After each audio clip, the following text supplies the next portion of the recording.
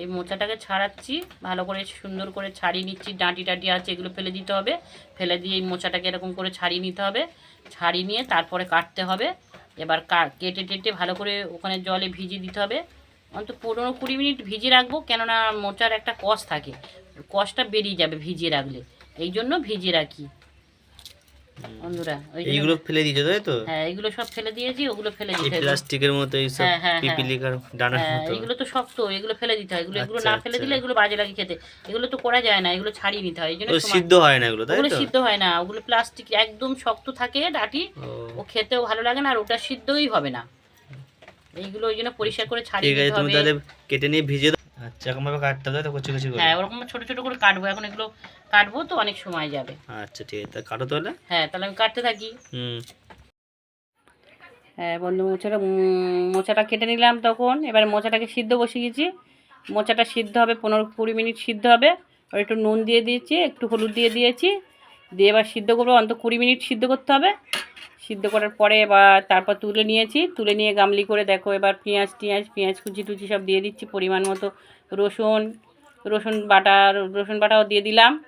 এবার রসুন বাটা দিয়ে আদা বাটা দিয়ে দিলাম, আদা বাটাও দিয়ে দিলাম। তারপরে এবার নুন দেবো পরিমাণ মতো, নুন যতটা মানে পরিমাণ মতো নুন দিয়ে দিলাম। আর হলুদ দেবো অল্প করে, হলুদ দিয়ে দিলাম। হলুদ দেওয়ার পরে এবার দেবো লঙ্কা দেবো, লঙ্কা একটু ঝাল ঝাল মতো হবে, একটু লঙ্কাও একটু দিচ্ছি পরিমাণ মতো বেশি করে। আর বেসনটা দিচ্ছি, বেসনটা দিয়ে দিলাম। আগে বেসনটা দিয়েছিলাম, আবার একটু বেসন দিয়ে দিচ্ছি।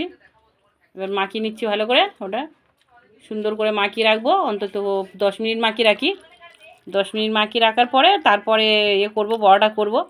সুন্দর করে এতে মিক্সড করে নিই সব কিছু, পেঁয়াজ আদা রসুন বেসন যা দেওয়া সব কিছু মিক্সড করে রেখে দিচ্ছি। এখন 15 মিনিট অন্তত থাকবে। তেলটা গরম হয়ে গেছে, এবার আমি মোচার চপ বানাবো বলে যেটা রেডি করেছি, চপটা এবার তেলের উপর দেবো।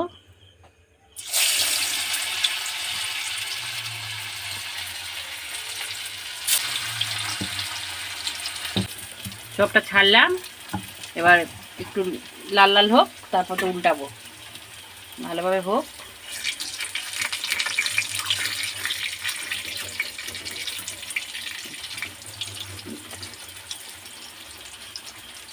কমিয়ে দিলাম, আঁচটা কমিয়ে দিলাম, দিয়ে আস্তে আস্তে আমি ভালোভাবে বানিয়ে খাবেন।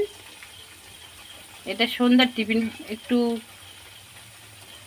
টিফিন বানালাম, একটু মোচার চপ। আমাদের এখানে বৃষ্টি হচ্ছে, আমার ছেলে বলল মা মোচার একটু চপ বানাও। তো একটু চপ বানিয়ে খুব ভালো লাগে খেতে, মা তুমি মোচার চপ বানাও। তো আমি একটু মোচার চপটা বানাচ্ছি, আপনারা এরকম বানিয়ে খাবেন, আপনাদের খুব সুন্দর লাগবে। এরকমভাবে বানিয়ে খাবেন, বৃষ্টির সময় একটু বসে বসে চপ এগুলো একটু খেতে ভালো লাগে। তো আপনারা এরকমভাবে বানিয়ে খাবেন। খুব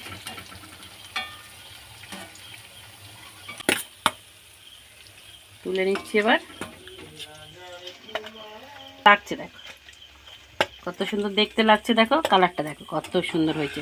এরকম বানিয়ে খাবে আপনারা, খুব সুন্দর লাগবে। বানিয়ে খেয়ে আমাকে কমেন্ট করবে, আমাকে লাইক করবেন, শেয়ার করবেন, আর আমার পাশে থাকবেন। ভালো লাগলে সাবস্ক্রাইব করতে ভুলো না।